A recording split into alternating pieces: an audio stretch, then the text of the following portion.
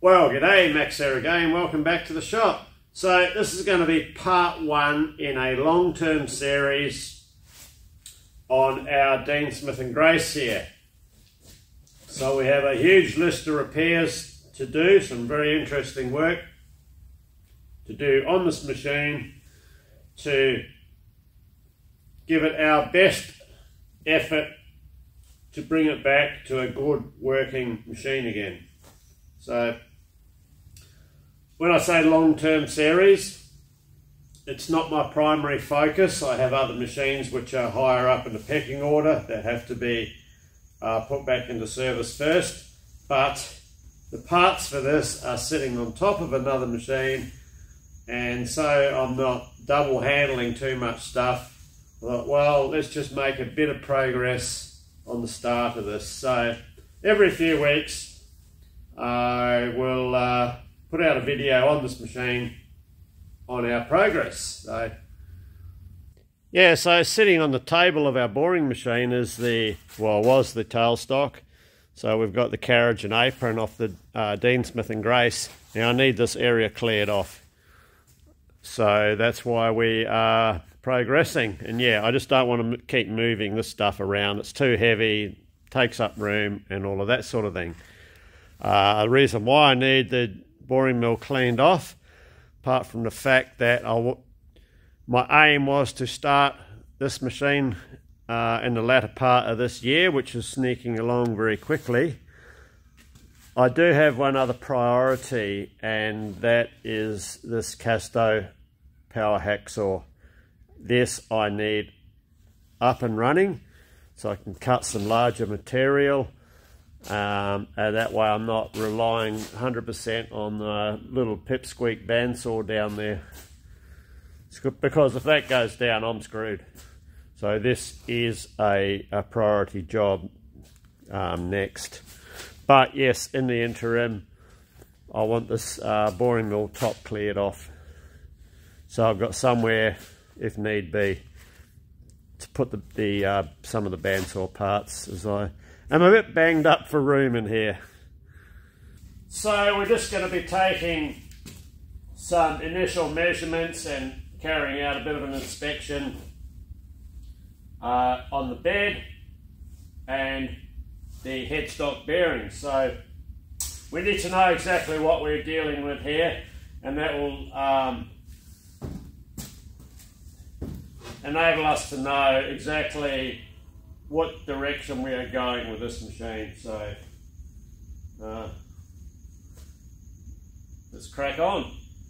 Oh, before we do that, I had the little tool purchase I did the other day, and had a couple of channel stickers turn up in the mail.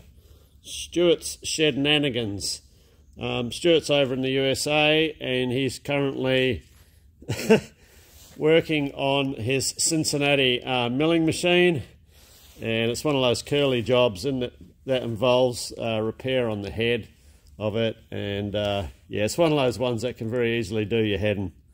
So yeah, Stuart's Shenanigans, and I think it's an Englishman in America. So I'll get that up on our boards as well. So here's a tool here that I've been after for a very long time, and over here in Australia they're very expensive. So what we've got here is a brand spanking new Vertex boring and facing head. So this will go into our list of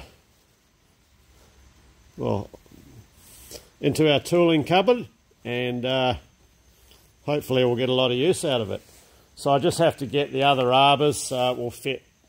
I can swap it between the Bridgeport and Olga.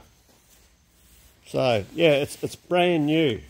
I think the new ones now come in like an El Cheapo blow molded case. I don't know, I might be wrong, but this has never fired a shot.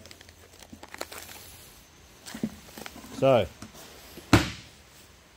I'll just pop in now a quick photo of how this machine sat in the paddock for quite a long time, and you'll see Yeah, most, you know, you'd think, all right, it's past saving, but no, I don't believe it is. So.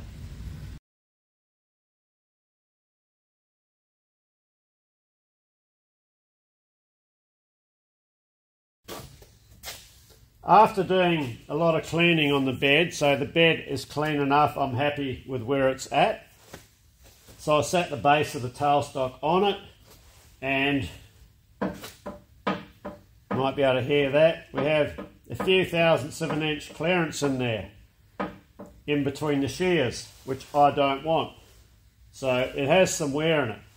So what I'm going to do now,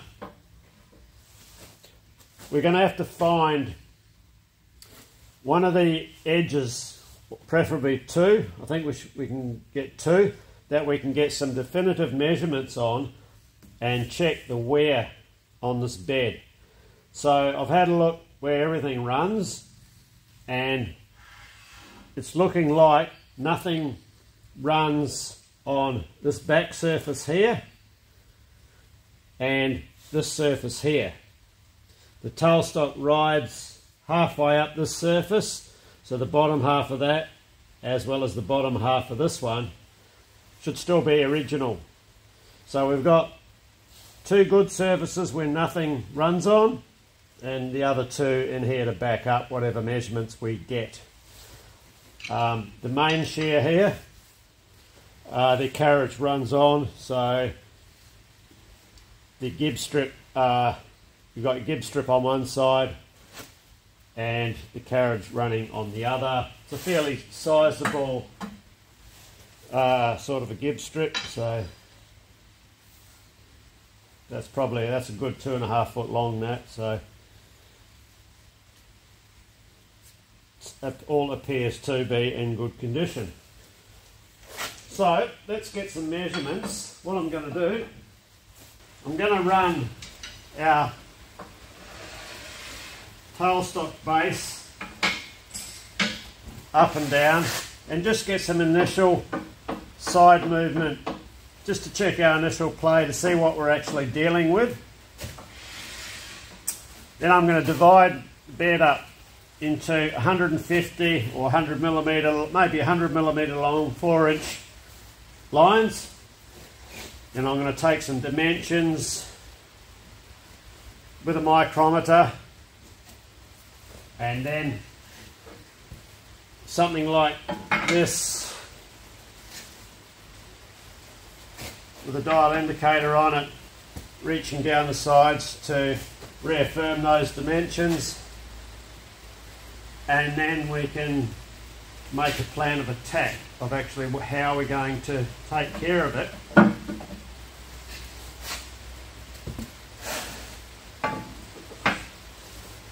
Then we've got to formulate a plan to take up the wear that is in here.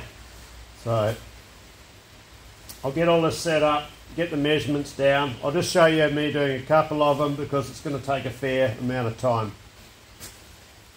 So using this back edge as a reference, as nothing rides on it, I've marked the bed off in 100 millimetre increments, and using a micrometer I've taken a width at the base where nothing rides, and at the top on this shear here where the tailstock rides.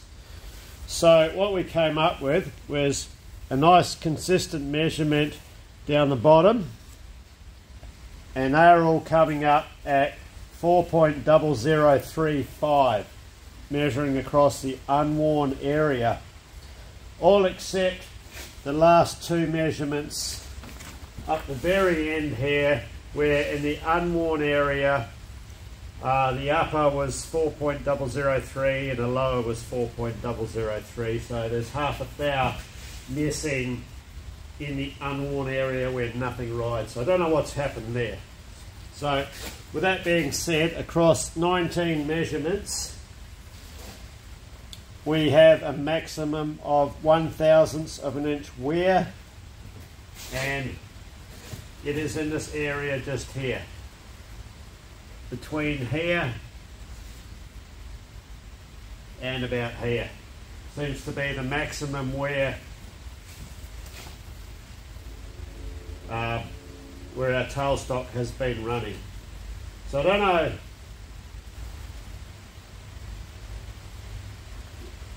Obviously it's done a lot of work where the saddle, the carriage is right up the front and the tailstock's right here. So that's been its most prominent position. So what we need to do now is coming onto the other shear here for the tailstock. So we know the outer nothing runs on, but the tailstock runs on the inner. So we need to get a confirmation measurement between our reference face and the unworn section of the shear, and then we'll take another measurement between the reference and the upper. Now the way I'm going to do that is with this basic setup here and an indicator. So as I come across each measurement, I'll just write +1, whatever it is, and then we can establish a pattern. So we'll get that done first. Yeah, so my first lot of readings will be in the lower half where nothing runs, and then I'll adjust the indicator up to where the tailstock runs on the side of the shear there.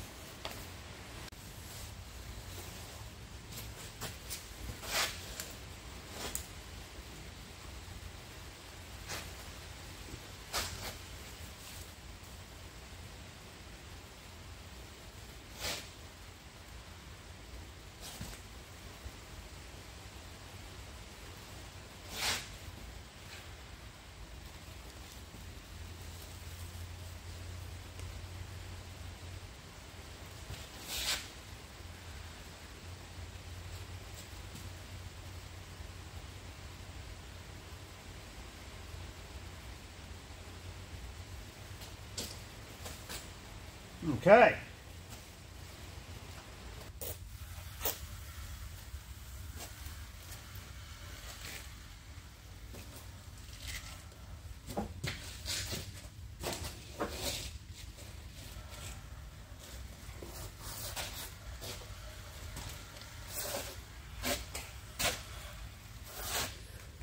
Well, I'm going to put that down as absolutely cock on. There's no variation worth noting at all between our master edge and the front way on where the tailstock runs.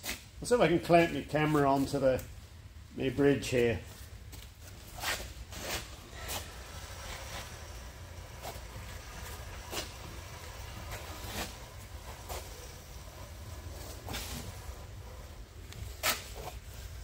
So right at the end, yeah, she's dropping off half a thou.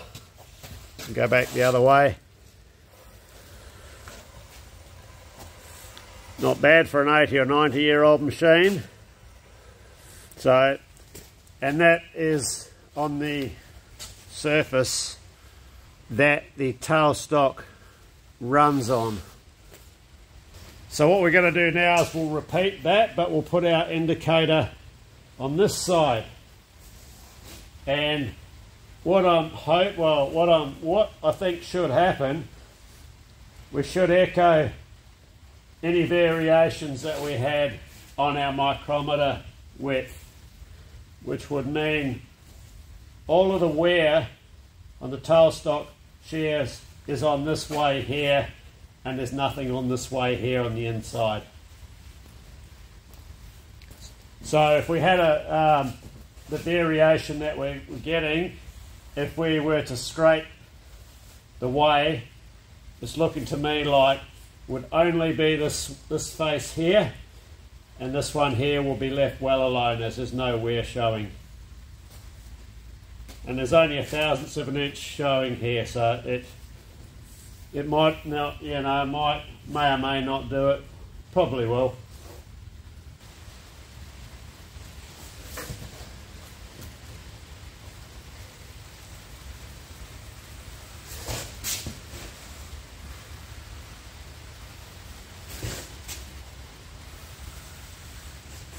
And as to be expected, absolutely bang on, and there was a reduction in half a thou, and that's the same as what we picked up with the micrometer. So that's verified our micrometer results. So we'll move the indicator up to where the tailstock actually slides, and that should be where all of the wear is. So in this area across here, we were getting a variation, a drop off of about half a thou variation in this area here. So let's see if we get the same. We're back up on 0 here. And yes, got our half a thou variation. It's like a little bit of extra wear, half a thou just in this area here. And then the rest of it should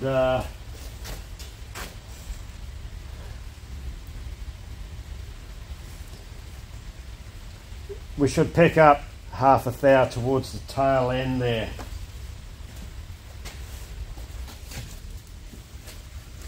Which we do.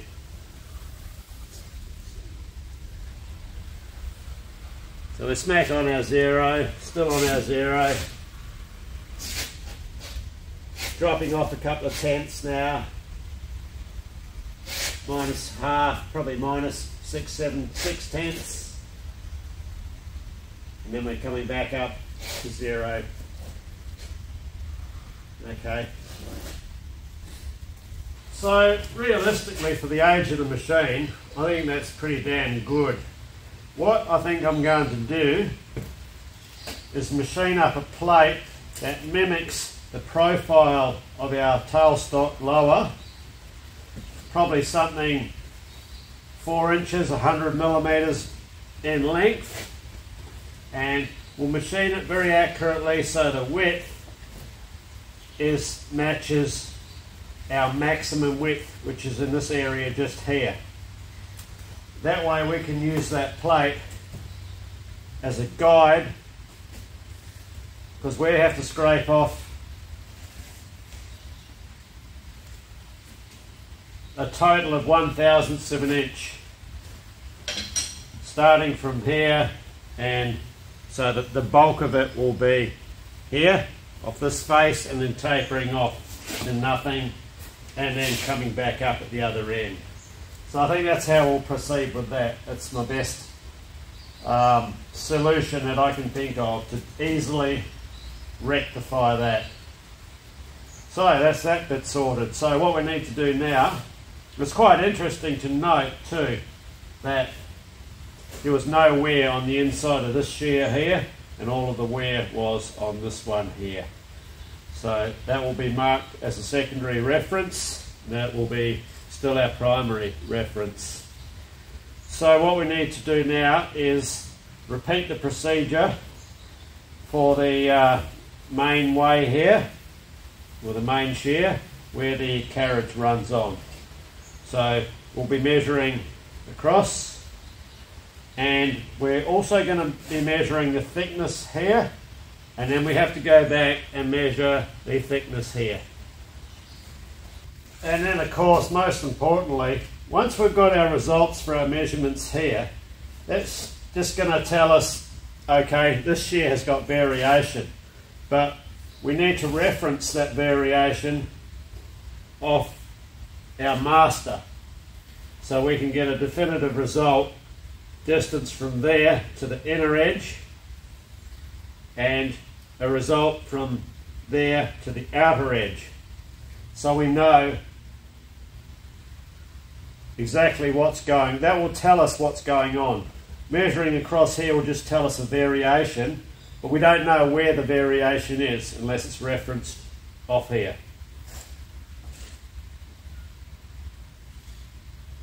I also feel a little bit of wear here.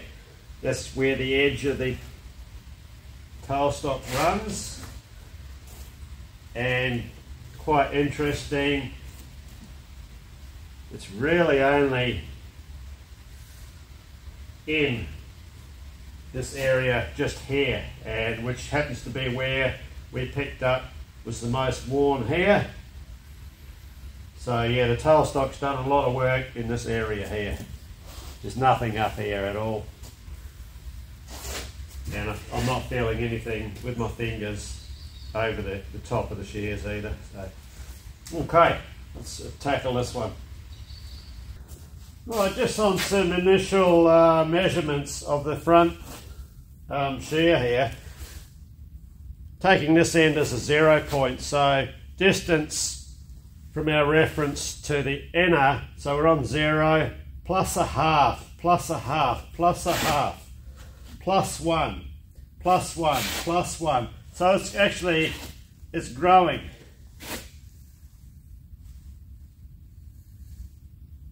Well, growing away from it. Plus a half, plus a half, plus a half, plus a half. Back to 0, 0, minus a quarter, minus a quarter, minus a half, minus 1, minus 1 and minus 1. So we take the same dimension to the outside, 0. Here's where our wear is really. So we're minus a half, minus 3/4, minus 1, minus 1, minus 1, minus 1, minus 1 and a half, minus 2, minus 2, minus 2, minus 2, minus 2 1/4, minus 2 and a half, 2 and a half, 2 and a half, 2 and a half, and 2 and a half. So along the front face, we've got a total of 2.5 thousandths of an inch wear from very end down to here. And on the inner face, we've got a total variation from 0 to, well that'll be 1.5 thousandths of an inch. So that gives us, if I measure worst to worst from 0 to 0, gives us a 3 thou variation in our worst spot. That's actually not too, that's pretty darn good for a machine that's of this age. It's possibly 80 years old, this thing, you know. It's not going to be newer than 70 years old. It's not, I don't think it's going to be old, it's not going to be older than 90 years old, you know, so this is still capable of some pretty good work with that small amount of wear. So we zero our indicator. So this is the area where the carriage runs. And this is really strange. You'll see it grow as we move down. See it increasing. 1/2 thou, bouncing around 1/2 thou, 3/4 of a thou. Oh, 1/2 thou. And coming down towards the headstock. Now we're dropping off into its most worn area.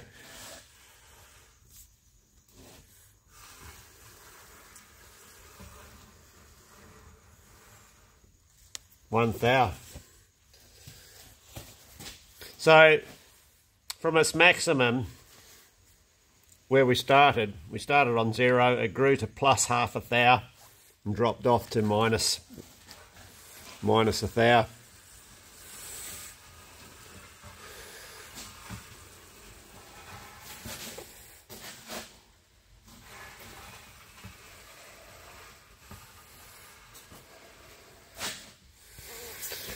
So that's quite interesting there. There's not that much in that. So we're only really looking at 1.5 thou on this edge here. That's not that bad, really.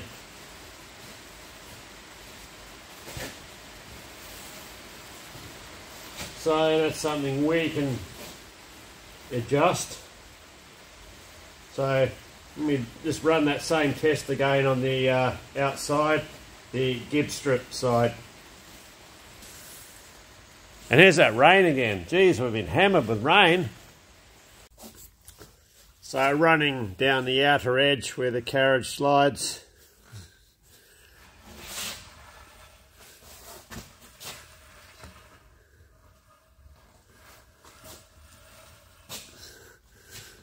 So we're on just shy of 2 thou, 1 3/4 thou that's dropped off.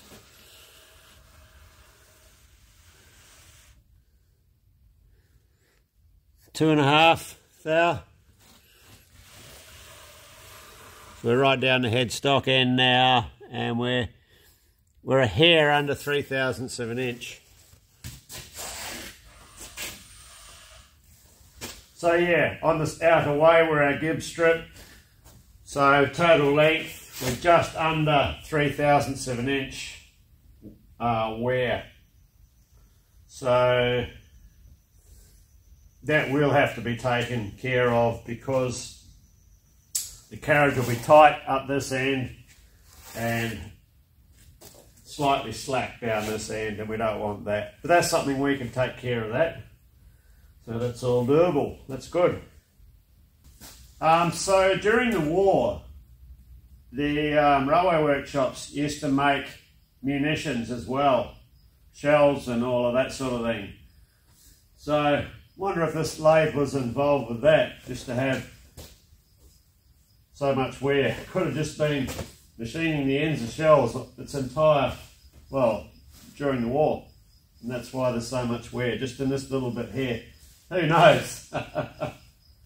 Plus, I suspect too, the spindle has been bored out as well. It's got quite a large spindle bore as well compared to what's on the brochure. But we'll get into that later on. We're just concentrating on this end for now.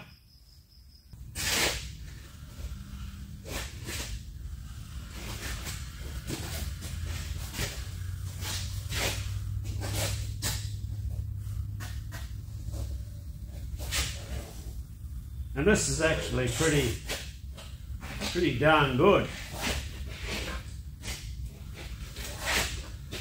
There's no variation there to speak of at all.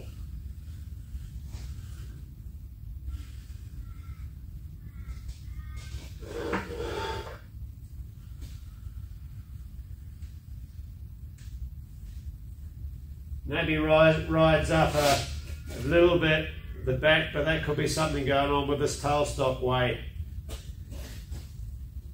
Actually, no, it's just the way I'm holding this bar.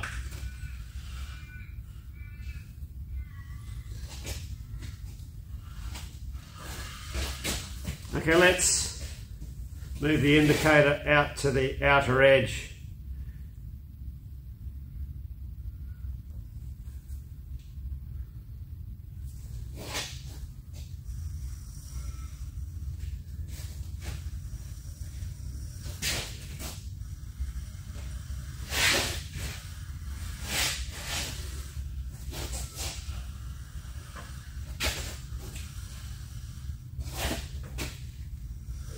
That's within 1/1000 of an inch variation.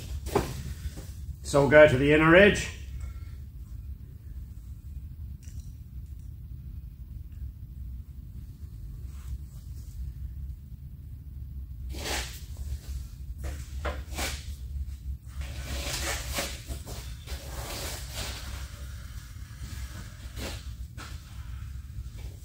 Same deal, that's absolutely spot on.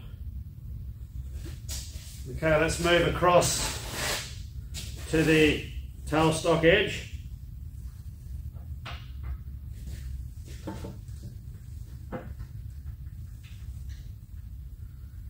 What I'm interested in is that bit of wear further down.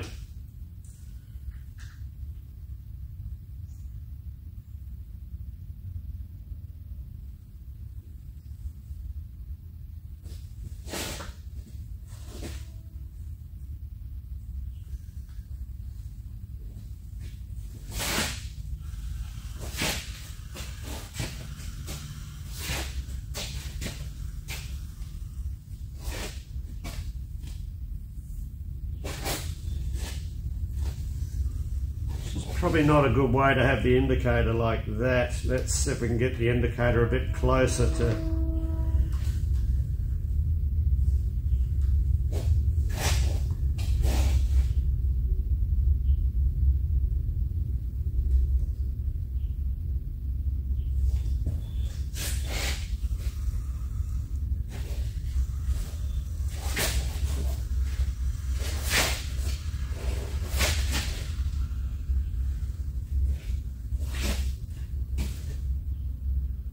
That's less than 1/1000th of an inch. Okay, let's get our micrometer, check this lower edge. So that was interesting. I just did a measurement check all the way along, measuring the thickness here and the other side. So this thickness on this side, I'm getting a 7/1000th of an inch variation from this end, and it gets 7.5 or 7 thou very smaller at this end. And on the other side, I'm getting about 5 thou difference. So I thought, what is going on there?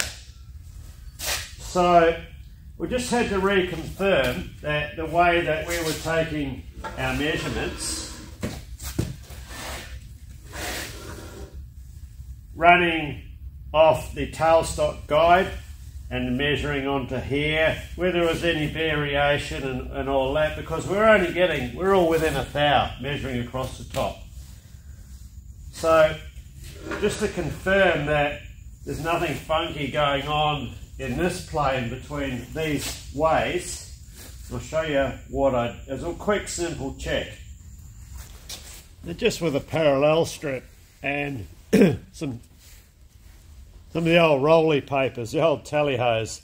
Well, these papers are a hair over 1/1000th of an inch thick. So I mean, I got weight on that one, I got weight on that one, and I've just got weight on this one. Not as much as these two. So that's, I mean, all our measurements were coming up. We're all within 1 thou on the top. So yeah, I'm at a loss. I can't not explain why we got this 7 thou variation between the thickness from this end to the other, and like the 5 thou on the other side. Dean Smith and Grace are not going to machine a lathe bed like that. Well, I can't see it anyway. There is one other scary thought that I've had, and I had this last night.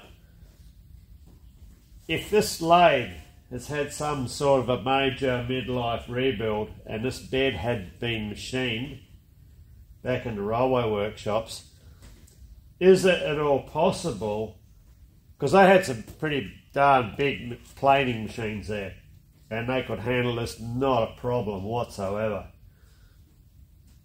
is it possible that the underside is actually the true edge of the top plane and the thing's been machined on the piss? If that's the case, then our spindle axis is not going to be true to the surface of the bed, is it? So what will actually happen, our spindle axis is here and our bed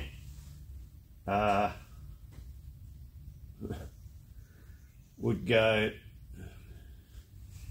slope down like that. That's a scary thought, that.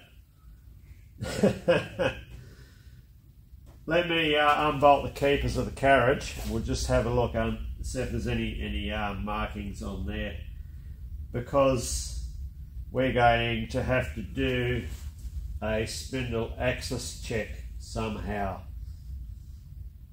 So looking underneath in the most worn part, I can see where the keeper runs up, 1/4 of an inch shy of the end.